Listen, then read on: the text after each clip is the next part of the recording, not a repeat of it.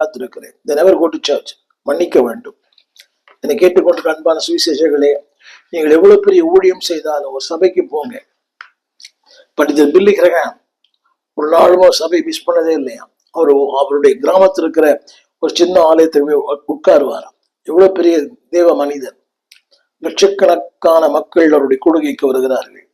ஆனால் அவர் ஒரு சபைக்கு போகிறார். நிறைய பேர்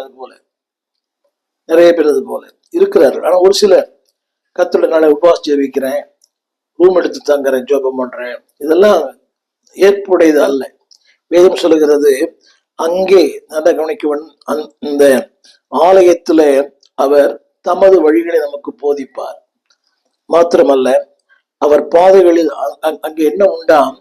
வேதம் உண்டு, இரண்டாவது வசனம் உண்டு. வேதம் உண்டு, வசனம் உண்டு. அங்கே வார்த்தை உண்டு. வெளி